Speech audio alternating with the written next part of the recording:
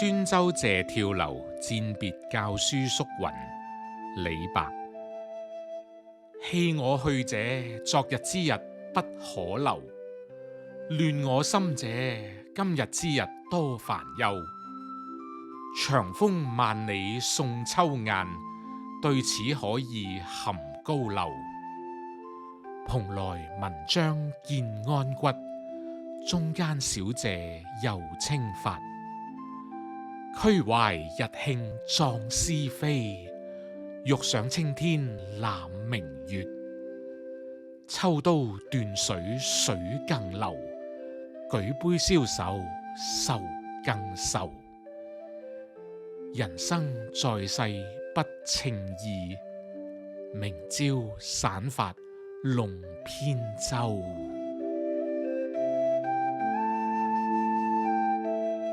少年時候讀李白呢首詩，俾開頭兩句深深咁吸引。棄我去者，昨日之日不可留。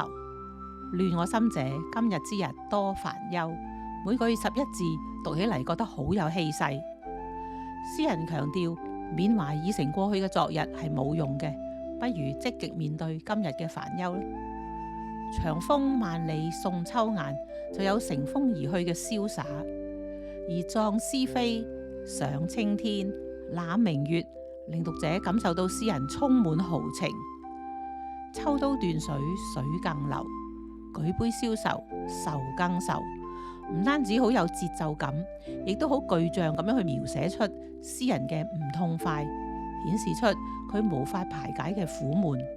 於是就引出咗人生在世不稱意，明朝散發弄扁舟嘅名句啦。人生真係好難事事如意嘅，失意嘅時候，與其嗟怨，不如學詩人披散頭髮，撐隻船仔出去，咁或者可以暫時拋開啲煩惱啦。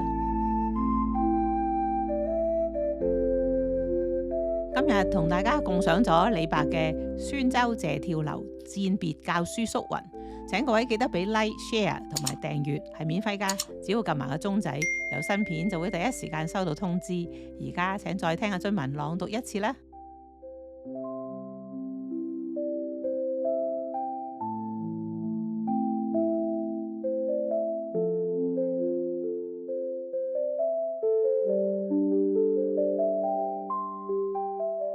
宣州謝跳樓，餞別教書宿雲。李白。棄我去者，昨日之日不可留。亂我心者，今日之日多煩憂。長風萬里送秋雁，對此可以含高樓。蓬萊文章建安骨，中間小謝又清發。俱懷日慶壯思飛，欲上青天攬明月。抽刀斷水水更流，舉杯消愁愁更愁。